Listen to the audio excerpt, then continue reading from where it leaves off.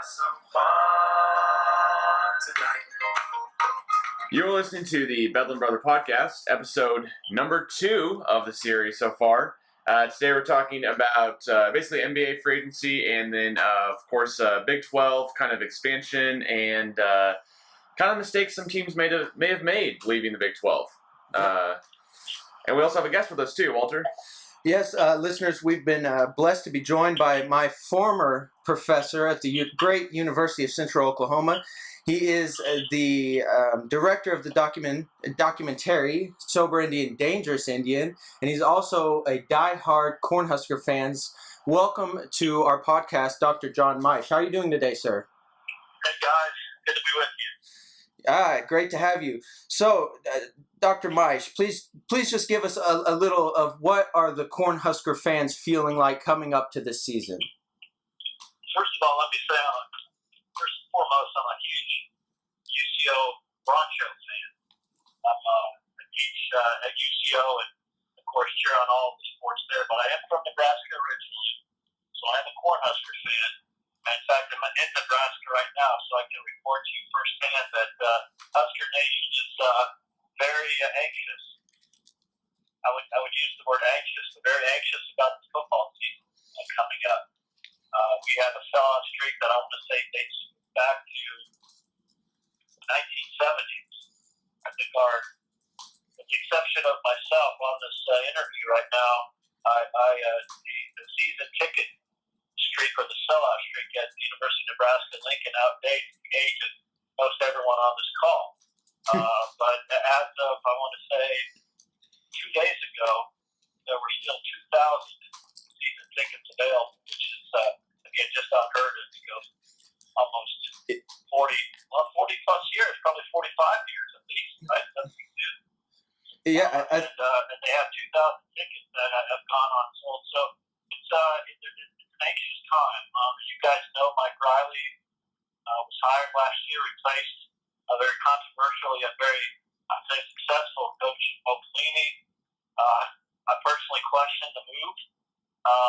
Not so much getting rid of Pelini. You know, this is a guy that averaged 10 wins a year. He's a fiery coach, but his student athletes believed in him. I don't think they had a whole lot of off-the-field academic issues. And again, they won. They didn't win the big one. To my knowledge, if I remember right, could never win a conference championship or title game in the Big 10 or the Big 12. But, you know, he always typically delivered 10-win seasons, and his student athletes believed in him. So they hired Mike Riley, as you guys know, and again, I just kind of perplexed me, coach out of Oregon State. I think he coached a few years, I want to say in the pros. And then Yeah, he went to San Diego. He's coached the Chargers. Okay, the Chargers. So supposed to be, you know, a very West Coast offense kind of guy. But here's the deal, and again, not to throw stones at Coach Riley, but he did, for the most part, really have a lot of on-the-field success at Oregon State. And you can find every excuse in the world, as you know, every college athletic program does, as to why they don't win, quote-unquote, the big one. But for some reason, the athletic director up here at UNL pegged the guy early on, and after he fired Bo Pelini, he really didn't waste any time hiring Coach Riley. So we'll see what happens. We finished, I think I want to say 6-5 last year. I went to the BYU game, part of the BYU game at the beginning of the year when we lost on the last play of the game. A lot of enthusiasm, a lot of excitement, a lot of support for Coach Riley, as is customary. We historically support, you know, every coach for a period of time, but then, you know, that patience runs pretty thin, and whether you're Bill Callahan or Bo Pelini or even the great Frank Solich, you know, who averaged 11 wins for the time he was here after we replaced Tom Osborne. We grow dissatisfied pretty quickly. So the question is really twofold: how long will Mike Riley be the head coach of Nebraska? I give him at least another 2 years, this year and next year, before a move would be made. And then, well, that's really it. I mean, so it's just to see how long, and then if he can pull off the winning season, and if we can keep the playoff streak alive. I guess that's the other question. So anxious times.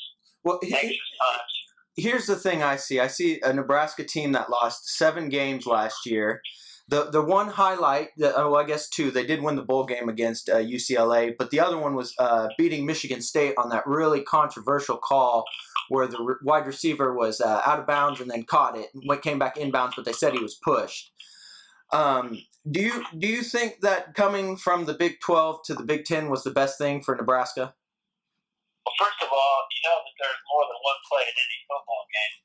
It's like there's more than one play in any basketball game. It's starting to sound like a San Antonio Spurs fan or Golden State Warriors fan. We always want to focus on that one. For the record, I am not a fan of either. Well, you know, I know the play you're referring to, and I guess you may have been pushed out of bounds, but you know, the coach, these officials, like all of us, are humans. By the way, before I leave, I want to know what you think about this 2-minute report about the NBA officials. I find that, as a lawyer, I find that very fascinating, that there is that level of transparency. I don't know whether that's a good thing or a bad thing, but back to you're asking about the Huskers, and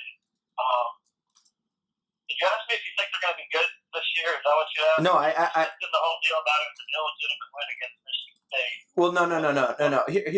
The question was, Nebraska, even though they might have had some down years in the 2000s, they were still coming out of the Big 12 North almost every year to compete for the Big 12 championship. Was it the best idea for them to leave the Big 12 and go to the Big 10, where they've had almost no success? They've had a lot of trouble recruiting the Texas kids. They've just had a tough time recruiting, and it's shown on the field. Okay, so yeah, and you're right about that. And you know, I think if you polled a number of schools in the current and the old Big 12, they would tell you that, you know, hindsight's always 20/20. If we could do it all over again, I would think that most of us would want to go back and simply kick the Texas Longhorns out of the Big 12. And I say that half kiddingly, but with some seriousness. If we could have got rid of the Texas Longhorns, we may still have a Big 12 that was fairly intact and would have had to add, say, one team, let's say a TCU, rather than to have basically a mass exodus of I think legitimate, you know, teams. Missouri was a team that they did a lot of things for the Big 12. I think that Texas A&M did a lot of things for the Big 12.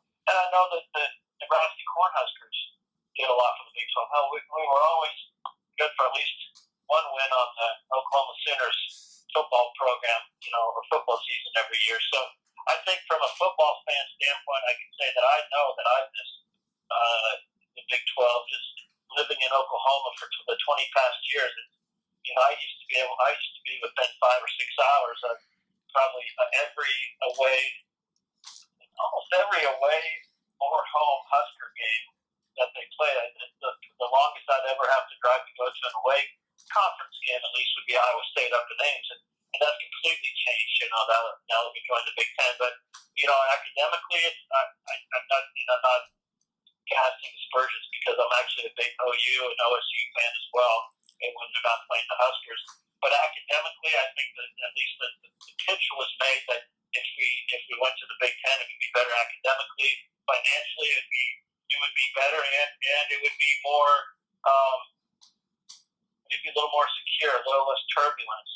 And I guess I don't know enough to point the finger exclusively at the Longhorns, but you know, from what I read in the newspapers and online, I think Tom Osborne, who was the great head coach of the Cornhuskers in the 70s and 80s and early 90s, and I think arguably the best football coach in all of college football history.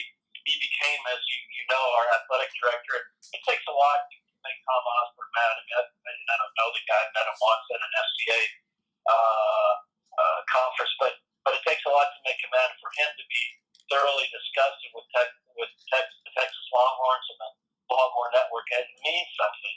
So when he turned to the Husker faithful and said, "It's time for us to leave. It's in our best interest to leave," there weren't a lot of questions, and so I think we've lost a lot of those rivalries. I know we get to play OU again and a home and home in a couple of years, and then again I think in 2030 and 31. But we do miss the regularity of it, you know, and because that tradition is strong. And you know what's interesting about it is, I think this is different when we were actually in the Big 12. But now I find it very hard to find an OU fan that doesn't express some sort of a respect for the Huskers, and vice versa. You're going to find a lot of Huskers up here who love that tradition, and I think we missed that. And maybe absence, does make the heart grow fonder. But that being said, I don't think we're going to lay down and roll over when we play OU in a few years. I think the Huskers are going to be ready. Now the question is, will Mike Riley be the coach?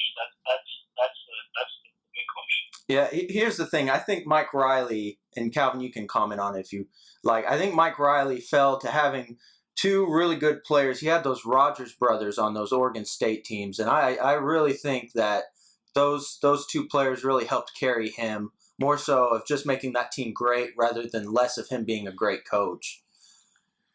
Well, as someone who's watched a little bit more Pac-12 games than maybe some other Big 12 fans with family out west, it was odd to me, the hire at least, of hiring a guy who, Oregon State definitely was an up-and-coming program with Mike Riley there, but I wouldn't say that they just made great leaps and bounds jumps that you would expect out of a coach who has that kind of success to make.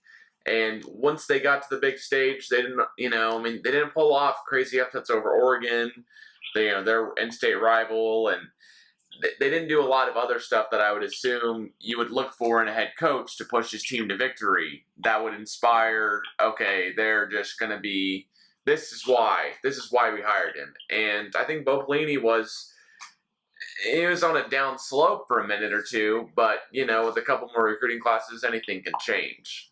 With Jack was Rogers and others, at Oregon State, and a recruiting class can change anything. Yeah. Okay, Maisch, last question before we move on to the Thunder. Just give us a prediction for next season. How many wins do you think they're going to have? Oh, man, Walter, I'm not sure. Let me just do it by percentage. I'd say that if they win 50% of the games, I'll buy you a hamburger. That's your favorite.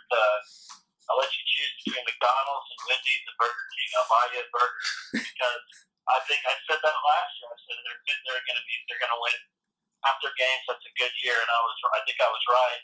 So I think I would be shocked if they won more than half the games. And if I remember right, Oregon is actually coming to Memorial Stadium in Lincoln, so that's going to be an interesting non-conference game. And of course, that will mean I would suggest a little bit more to Mike Riley, as a coach than it would necessarily to Husker fans. We had Scott Frost was actually the offensive coordinator at Oregon until this year, and and now he's taking a job down in Florida somewhere as a head coach. So we won't even, it's lost that bill as Scott Frost comes back as an offensive coordinator.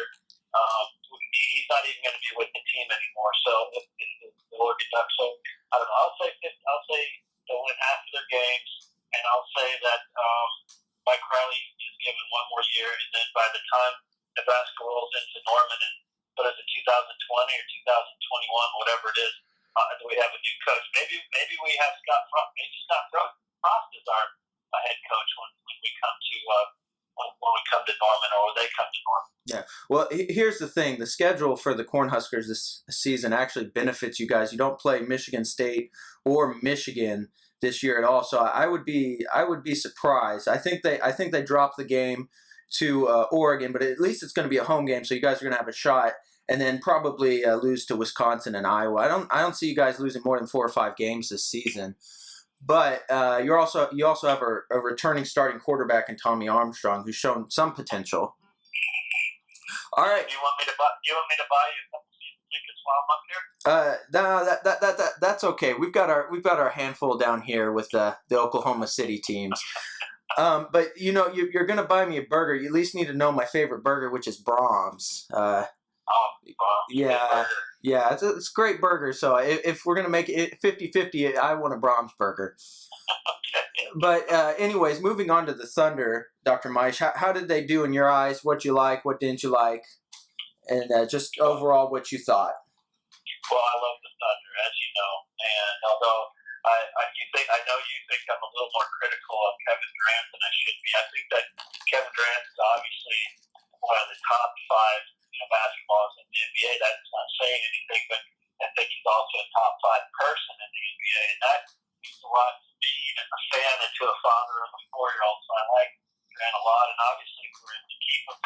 one more year. I think the future, at least next year, looks really bright. I know you. I'm not telling you anything that you don't already know. That being said, I love Russell Westbrook. I've told you, I think he's the heart and soul of the team. I've never met him. I've never seen a player in my 46 years that wants it as badly as he does. And I hear less and less people disputing that. I think even the diehard KD fans will say, if asked, we're impressed that Russell Westbrook just has that extra something. And again, I know I'm telling you anything you don't already know, but for example, I'm up here in Lincoln, and I'm at the Boys State Convention speaking to a group of 400 high school kids, and multiple kids will come up and ask about, the Thunder. There was a kid that went in, and I asked a few, who's your favorite player? Who's your favorite player? And I'm just telling you, they say Russell Westbrook. So, he's not, and he has that special something, and I'm a huge fan, and I give you a hard time about Durant. I'm half kidding, but there is a little truth to that. You know far more about sports, Walter, than I do, but I do think, I'm going to say something that most of your sports listeners don't probably say, and there's probably a reason. You're going to be able to justify this, I'm sure, but I look at box scores because they intrigue me. And if I were, again, a betting man, I would look at 82, 84 game season and tell you that Kevin Durant, the likelihood of Kevin Durant picking up more than 2 or 3 fouls a game is much more likely than him picking up, 3 or more or 4 or more fouls a game. And I know you're probably going to have justification for that, and it's probably a legitimate justification. But man, if you're not fouling, sometimes I wonder if you're really trying as hard as you can on defense. That's my feeling about it. Do you disagree about that?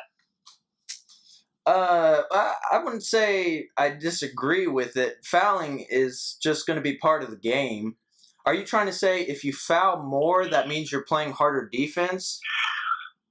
I don't know if that's what I'm saying. I guess what I'm saying, though, that again, my basketball has been limited to pickup games at the OU Health Science Center in the few times that I've taught you how to play basketball at UCO's gym.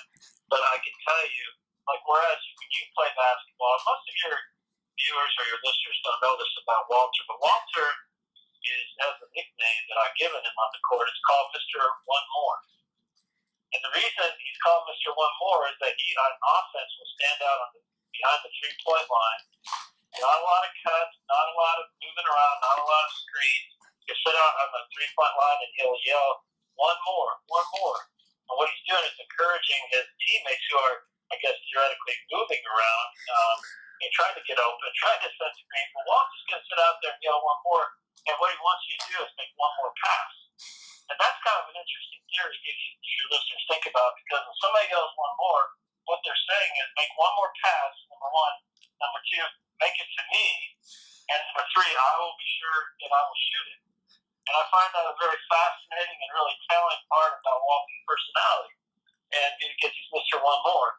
I'd say translate that as on defense. I think how you play on offense, for the most part, can dictate how you play on defense. So whereas I may shoot 1 or 2 times a game, I'm within 2 or 3 feet of the basket, and then maybe half the post go in. I'm also under the basket when I'm playing defense. And yeah, I think you tend to foul more when you're on the inside than when you're playing on the outside. I don't know if that's, tell me if I'm wrong about that, but I think I'm right. And when you're playing on the inside, and not to begrudge guards, obviously don't play on the inside, so they can pick up fouls. But I'm just saying, I think that the effort is oftentimes on the defensive end reflected in fouls. And the more fouls you have, sometimes I think there's a correlation. Do you disagree? Well, here's the thing. I think during the regular season, the fouls are called a lot more than what they're called in the postseason. And that's why I think Steph Curry's had a little trouble in the postseason because guys are getting more physical with them. I mean, down in the post, I probably would agree. I mean, if you're being physical and fouling, but you got to remember what a smart foul and a dumb foul is. And it's kind of hard to see that in the stat sheet, which one was which. Because you've got people like Serge Ibaka, for instance, in the first few years would foul out of almost every game, and they were just dumb fouls. So it really just depends on the foul. I'd say Russell Westbrook commits the most dumb fouls on the Thunder just because he goes and tries for that steal and he ends up fouling them. But Kevin Durant, I think, is a good defender. But it's kind of hard because when you see a player, and I've always said this, Russell Westbrook has the most heart in the NBA. And when you see someone that shows that much heart, it doesn't matter what you do. Everyone's just going to automatically downplay it because he's playing with such heart. And I mean, in Game 7 of the series, Kevin Durant went in the fourth quarter and scored 7 straight points, and he didn't do it. I mean, that was him showing his heart. It's just Russell, when he shows his heart, it's just a lot more visual. You can tell more than versus Kevin. I don't know. What do you think, Calvin? Yeah, I think you're right. We agree on most things that we both have to say on the topic about the Thunder.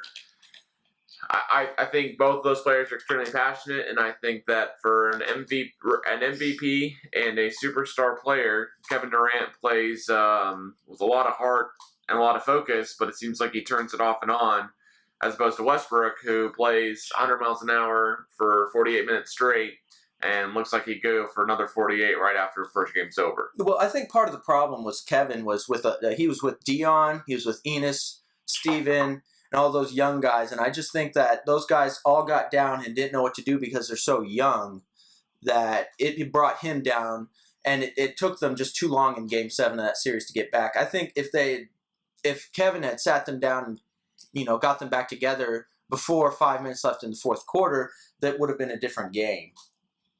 But just for our listeners, when I say one more pass, Maisch was right. I mean one more pass. I mean the pass to the shooter and the shooter shoot it. But I don't mean that pass is to me. That's just meaning that there's one more pass, which I call a swing pass to the corner. And that corner man was almost always open because Maisch would be smart enough to post up the guy that was supposed to be guarding the guy on the corner. That was the offense. But, of course, Maisch didn't know that. Or maybe... I don't know the intricacies. I just know that Walter, Mr. One More, is the one always being.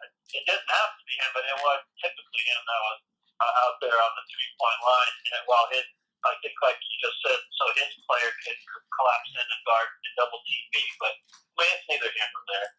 And I'll tell you what, Walter's a good basketball player, but he's even a better person, and that's what I appreciate. He might have been I don't know. Were you a C student in the class, a B student? I don't know what you were, but here's the thing in Dr. Maisch's class. I've never had straight A's, and I've done 4 semesters, almost pretty much in a row, where I've had 1 B. And that one semester, it was Dr. Maisch's law class where I got a B, and it was like an 88. And Dr. Maisch just wasn't having it. He wasn't going to round that A up. But anyways, moving on, just real quick. Do you mind telling the listeners what are you doing out in Nebraska? I know you said you're speaking to those 400 students, but what else? Yeah. So as Walter knows, but your listeners may not know, the state of Nebraska is a great state.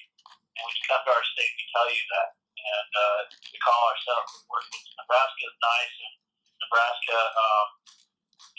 the good life is really what we say. And there's a lot of good here in the people and the places. But we have the scourge of Nebraska, and really the cancer of Nebraska is a small town called White Clay, Nebraska. It's a town of 14 people located at the very northeastern part of the state.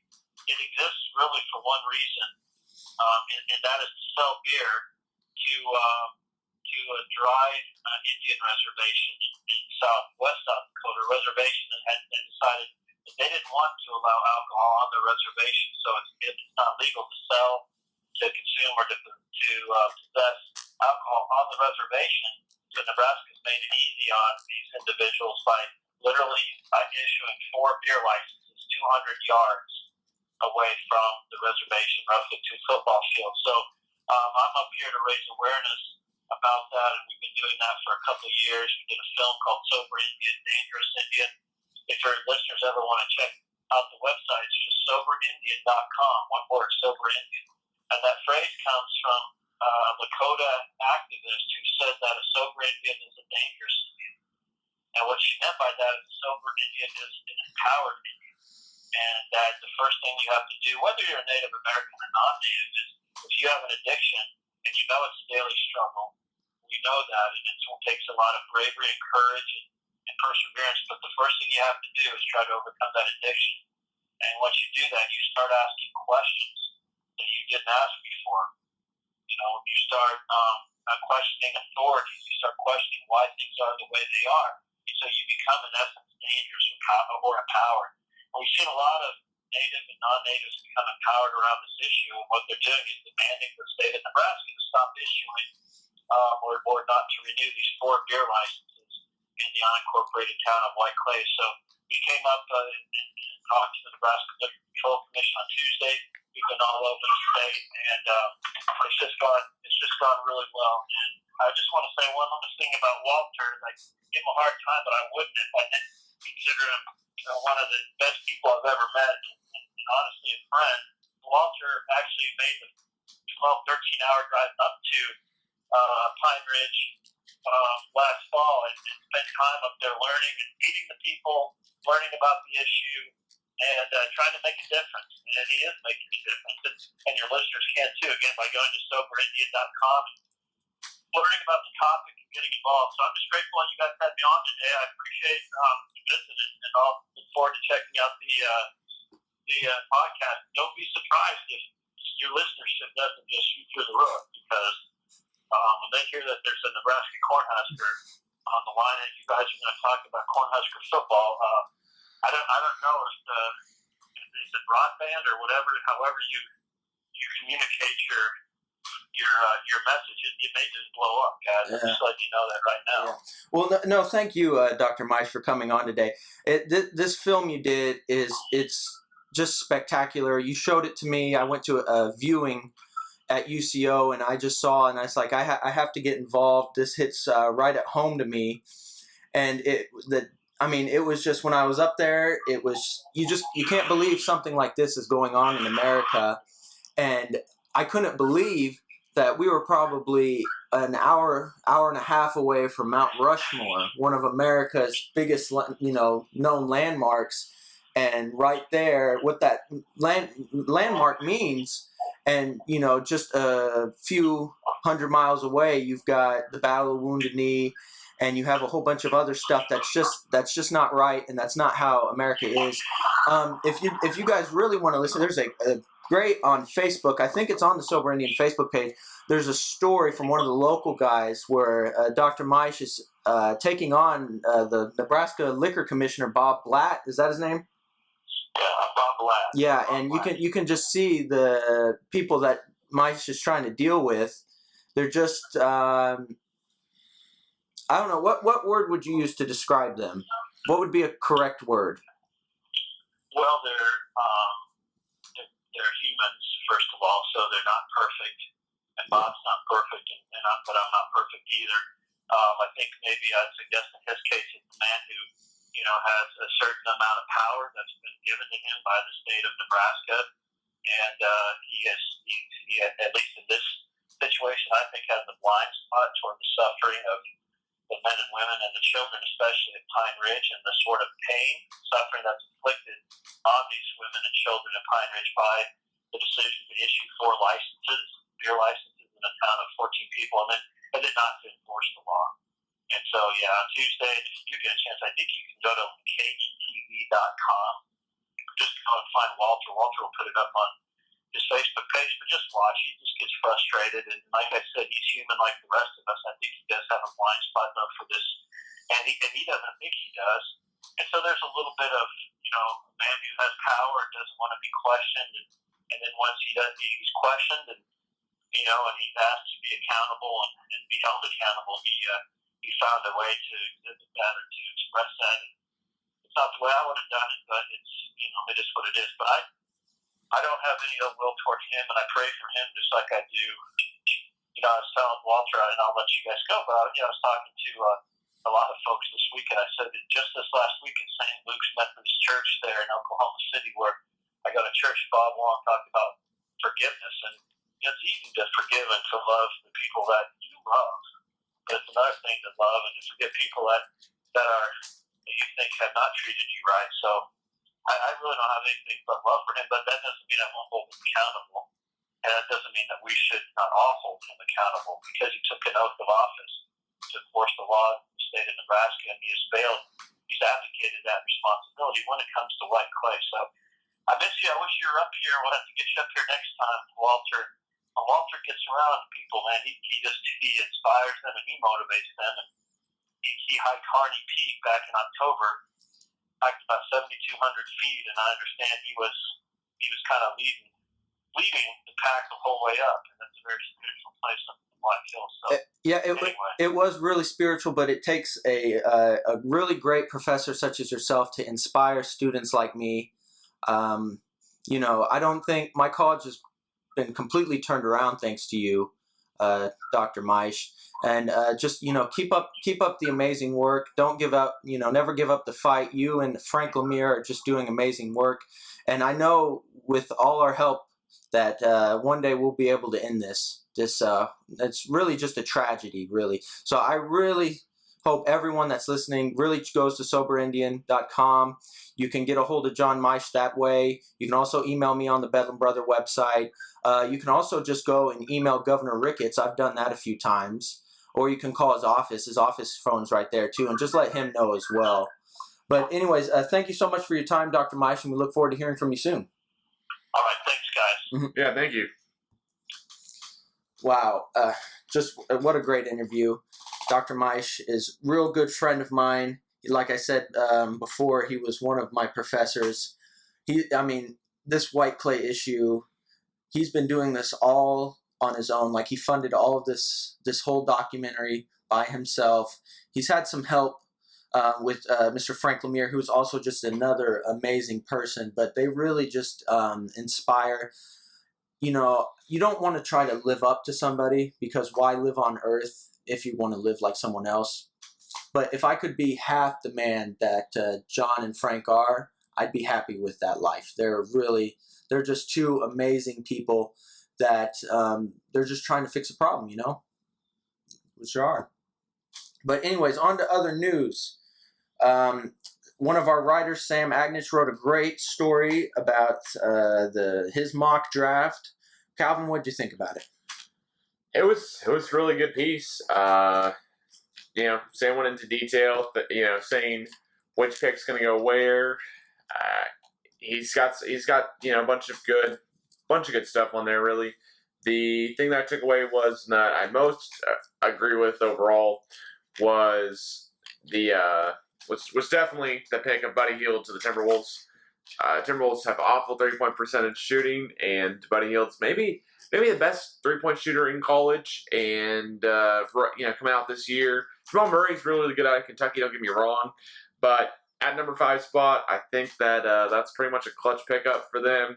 That way they can kind of move Levine down to play starting point guard, let Ricky Rubio finish out his last year, and maybe trade him away since he's a hefty contract to pay up. He's not even happy, and you can just tell he's not happy. You're going to have to replace him at some point. So, having Levine play more of the point guard, Levine doesn't shoot incredibly well, but he shoots better than Rubio. Well, everyone shoots better than Rubio at this point. But having shooting guard meaning Buddy Hield starting, Andrew Wiggins playing the 3, Karl-Anthony Towns playing the 4, and then you got a solid lineup there. With the list of guys there, really, I don't know how it gets too much better or worse. I do think Buddy Hield's a very undersized shooting guard in the league, but he's 6'4", he can manage, so it'll be fine. Okay, so who are your top 5 picks, or do you want me to go first on my top 5? Go for yours, Wolf. Okay. I disagreed with Sam at the number 1 pick. I think the Philadelphia 76ers are going to go with Brandon Ingram out of Duke.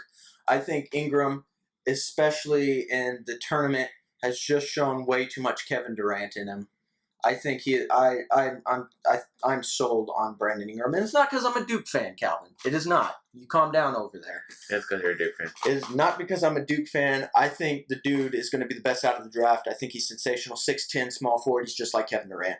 And in the tournament, he was even showing post-up moves that I don't think Kevin has shown quite as dominant as Brandon has. Don't get me wrong, Kevin Durant's superstar. He still got those post moves, but I think Brandon is just going to add, and I think he's going to be a superstar. At number 2, I have the Los Angeles selecting Ben Simmons. I might have those wrong. I think Ben Simmons is a superstar too. I just think that he's a little underweight to be the power forward. I don't think his ball handling is as good as Brandon Ingram. And so I think he might have a tough first couple of years until he gets that weight on him. But I think he will be a superstar in the league, no doubt about it. At the number 3 spot, the Boston, it's just so hard. I mean, I think they're going to try to trade like heck to get the superstar. If I'm the Celtics, I don't draft another guard, and that's the thing. Is that it's real hard for me to draft a guard at that spot. You know, you've got plenty of guards. You've got Presley, Avery Bradley. I mean, you've got Marcus Smart, and of course Isaiah Thomas. You've got 4 guards who can interchangeably play, you know, shooting guard and point guard, you know, with small ball lineups going forward. It's real hard to say, oh yeah, the Celtics, you know, should pick up a guard. But if they go for best spot available, then I do agree with Sam. They'll take Jamal Murray. One guy I would say, though, that they should take instead is Dragan Bender. Really, I think that guy is 7'1", and he's a little bit taller, and he might not be completely deserving of a number 3 overall pick in a draft, but if the Celtics end up being stuck with that pick, because basically everyone in the entire world knows they like to trade out for a superstar, and I don't think that they're going to get a superstar from that pick in the draft, really, because, I mean, who was looking at that and going, I'll trade into that pick and I won't get Ingram or Ben Simmons. So if I'm the Celtics, I think you're really stuck at the number 3 pick, honestly. I think you may be able to package a deal to move a little bit down in the draft and get some players in return, but really you need some guys on the post, and it wouldn't hurt to be able to get some guys who could spread the floor a little bit, shoot a little, you know, jump shot here and there. Here's the problem I see with Dragan Bender. I think he's too much Andre Bargnani in him. So that is why I'm going to go with them. I'm going to say they're going to draft Marquise Chris out of Washington. Power forward, 6'10". You're right. They need someone in the post. Marquise knows how to score. I think he did a great job this season, and so that's why I would go with him. Now, what do we have next? We have Phoenix. Phoenix, I think they're going to go ahead and take Jamal Murray. Jamal Murray, 6'5", point guard out of Kentucky. Those players have only seemed to come into the NBA and just been fantastic. You look at John Wall, DeMarcus Cousins, Nerlens Noel, heck, even Enes Kanter, even though he never really played a game. But I think Jamal Murray could potentially be an all-star point guard, and I think he would fit nicely into the Phoenix rotation. Okay, and then last, Minnesota. I disagree. I don't think they're going to go with Buddy Hield. I think they're going to go with Chris Dunn. Chris could easily be moved to the shooting guard, and he's just seemed to be able to score at will at Providence this year, didn't matter who he was playing against. And I have Buddy going to New Orleans after that, but I think Chris Dunn is who ultimately Minnesota will end up picking. 6'4". He can really shoot the ball and really just score. And that we said that they need a scorer, and Buddy Hield can do that.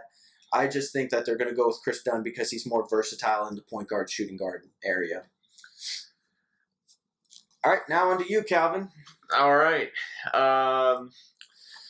For me, at least, I'm going to flip-flop. I think Philadelphia takes Ben Simmons. I think they know he's the overall most ready NBA player in the draft. We'll say it that way. The comparisons for him have been stretched to LeBron James, and, you know, and when you throw out something like that, it just is – it's a crazy thing to think about that you're comparing a player who's younger than both you and me, Walter, to a guy who's LeBron James has been to 6 straight NBA Finals. Yeah, can we just talk about that for a minute? It is very depressing. I gave Sam a hard time whenever he started being older than the college players. I was like, man, you're done.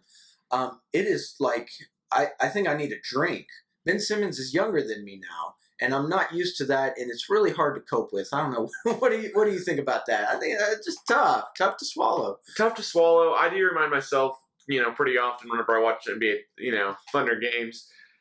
In the playoffs this year, Steven Adams is not even a month older than I am, and he's not even a month older than you are either, Walter. And it's hard to believe that we're getting, you know, up there in years.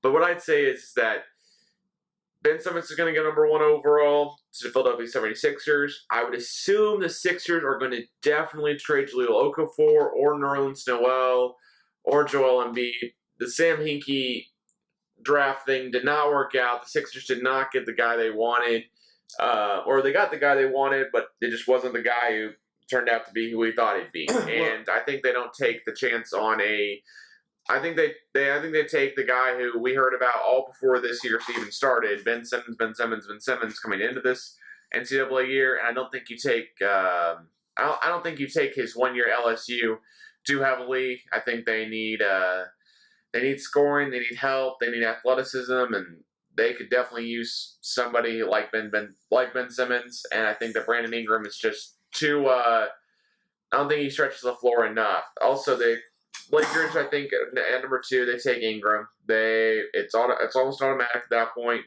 Simmons goes 1, Ingram goes 2. And in my mind, at least, Ingram's really, really good. I don't see the Kevin Durant comparisons as much. Kevin Durant was shooting threes in college. Ingram was not. Oh, he's shooting some threes. Yeah, I saw a few threes in there that were beauties. But anyways, go ahead. They're not. It's not the same in my opinion. The guy is real lengthy and tall and not really built, and that's why he draws Kevin Durant comparisons. And he's got a couple more post moves that I think Durant has, but I don't think he's got the same ability to handle the ball that Durant has on the court. I think he'll have way too many turnovers in the NBA. The game's just faster, honestly, and it'll be hard for him to adapt to that skill level at least. He's definitely a power forward in my mind at 6'9".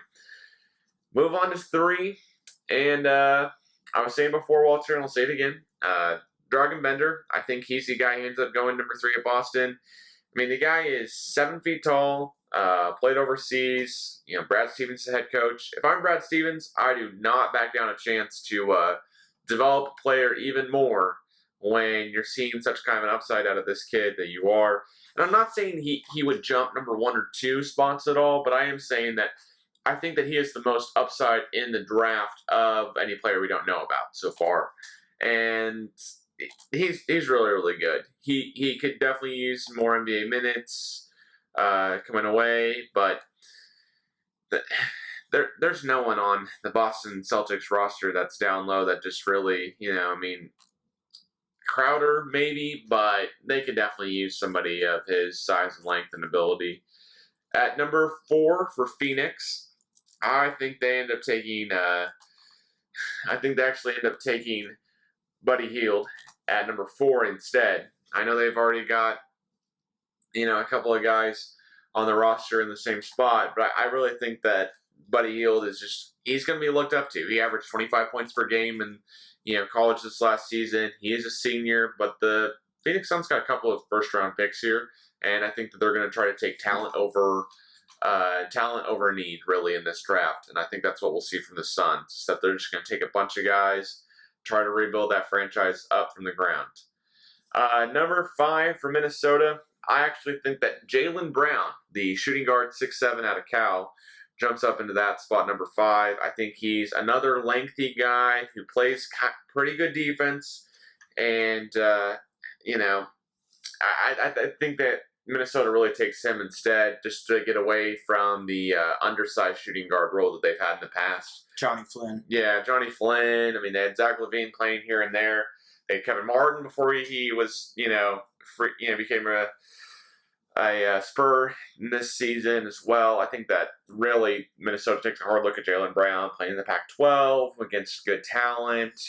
Cal did make the NCAA tournament, so that's also a good thing as well. And that's for the top 5, at least for both Walter and I, for the NBA mock draft picks. And then Sam's is up on bedlambrother.com. Yeah, if I had just one more dark horse, it would be Denzel Valentine. I think he's probably going to fall into that mid to late first round, but I think he was hurt during the season, but I think he could be a real good piece for a championship-ready team. I'd say that. I think he could, maybe he won't be in the rotation that first year, but maybe give a good 5 to 10 minute run to a good team. Yeah, I do think Valentine could help out, but we will have picks 6 through 15 coming up here before too long, up on bedlambrother.com. Also, we are now taking official shirt and sticker orders from people. So if you want those, just contact Walter or I at calvinglenalexander@yahoo.com or Walter's email as well. WalterA350@yahoo.com. And we will get back to you on pricing and stuff like that, depending on where we need to ship it to. All right, Walter, I think that will go ahead and going to end the podcast today on June 10th, 2016. Thank you so much for listening, and we'll talk to you guys next time.